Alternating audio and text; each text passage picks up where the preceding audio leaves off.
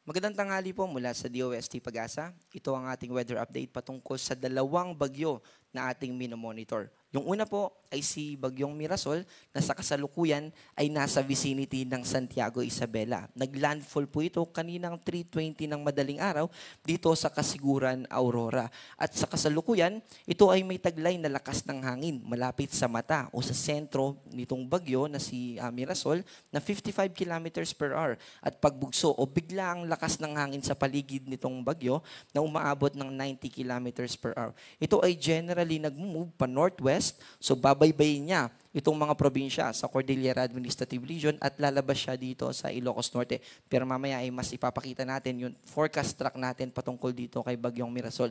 Dahil sa epekto nitong si Bagyong Mirasol, meron tayong mga nakataas na tropical cyclone signal number 1 na ipapakita din natin sa susunod. Bukod dito kay Bagyong Mirasol ay yung southwest monsoon ay nakakaapekto rin sa malaking bahagi ng ating bansa.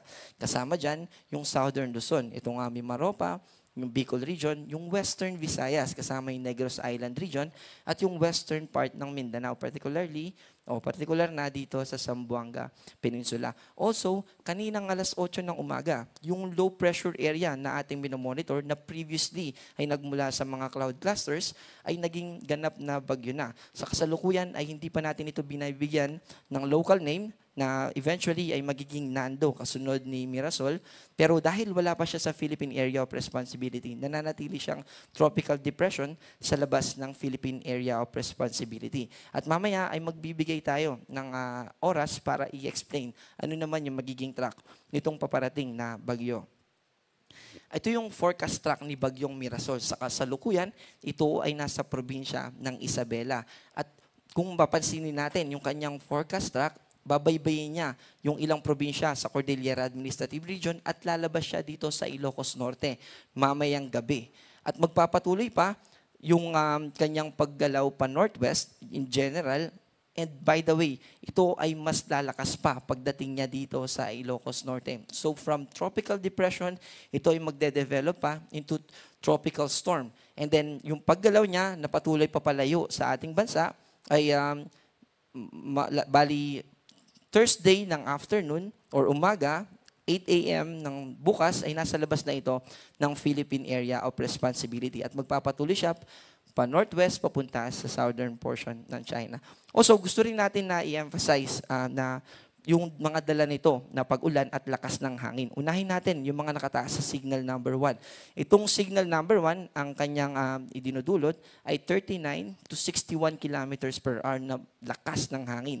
Ibig sabihin ay posibleng maapektuhan kung tayo ay may mga lona o tent na nakalatag na posibleng tangayin sa ganong kalakas na hangin, ay ina-advise natin na ibaba muna natin ito para maiwasan natin yung further damages sa ating mga properties. So nakataas sa signal number 1 itong probinsya ng Batanes, yung Babuyan Islands, and Cagayan. Yung Babuyan Islands po ay part ng Cagayan. And then yung Ilocos Norte, Apayao, Ilocos Sur, Abra, Kalinga, Mountain Province, La Union, Ifugao, Isabela, Nueva Vizcaya, Benguet, northeastern part ng Pangasinan, and northeastern portion ng Nueva Ecija, Northern and Abra, Kalinga, Mountain Province, Ifugao, La Union, Benguet, Nueva Vizcaya, Quirino at Aurora. Ang ibig sabihin naman kapag 50 to 100 ay posible yung mga flash floods or yung mga localized floodings. So natapos na natin yung epekto nitong si Mirasol in terms of winds at in terms of rainfall. Ngayon naman, bukod dun sa epekto nitong si Mirasol, yung hanging habagat ay meron ding kaakibat na lakas ng hangin.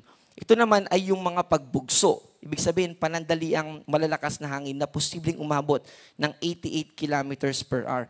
Ngayong araw ay posibleng makaranas ng mga pagbugso ng hangin. Yung ating mga kababayan dito sa southern portion ng Quezon, Camarines Norte, Camarines Sur, Marinduque, Romblon, Occidental Mindoro, Oriental Mindoro, Palawan, Panay Island, Guimaras, and Negros Occidental. Bukas naman ay magpapatuloy yung epekto ng hanging habagat at posibleng makaranas ng mga pagbugso ng hangin yung ating mga kababayan dito sa Metro Manila, Isabela, Cagayan including o kasama yung Babuyan Islands, Batanes, Ilocos Norte, Ilocos Sur, La Union, Pangasinan, Zambales, Bataan, Cavite, Quezon, Bicol Region, Occidental Mindoro, Oriental Mindoro, Palawan, Marinduque, Romblon, Panay Island at Guimaras. At sa Friday naman, Posible pa rin na makaranas ng mga pagbugso ng hangin yung ating mga kababayan dito sa Ilocos Norte, Ilocos Sur, La Union, Pangasinan, Zambales, and Bataan. Again, ito po ay associated sa hanging habagat. Ito po yung oras ng umaga ay mas magde-develop pa ito sa isang mas malakas na kategory ng bagyo. From tropical depression, ito ay magiging tropical storm. And then habang nagmumove siya pa northwest, ito ay magde-develop din by Saturday, sa weekends po. Saturday ng umaga, ito ay mas lalakas pa at ito ay magiging severe tropical storm. At habang papalapit ito sa ating bansa, mas magde-develop pa ito sa mas malakas pa into typhoon category. At kapag typhoon category po, ang kaakibat niyan ay signal number 4. Ibig sabihin, posible na makaranas tayo ng 118 kilometers per hour hanggang 184 kilometers per hour. So may kalakasan po yung hangin na yan.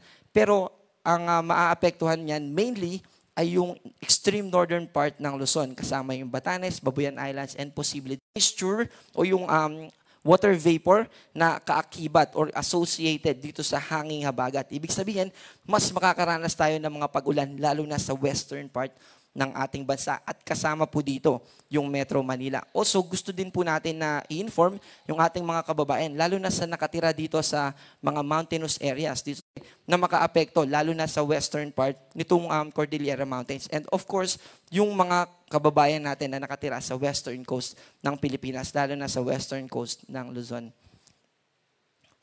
Ang ating pong susunod na advisory ay ilalabas or tropical cyclone advisory and bulletin ay ilalabas natin mamayang 2 p.m. at yung susunod natin na press briefing or live weather update ay mamayang alas 5 ng hapon. Ako po si John Manalo, ang panahon ay nagbabago, kaya maging handa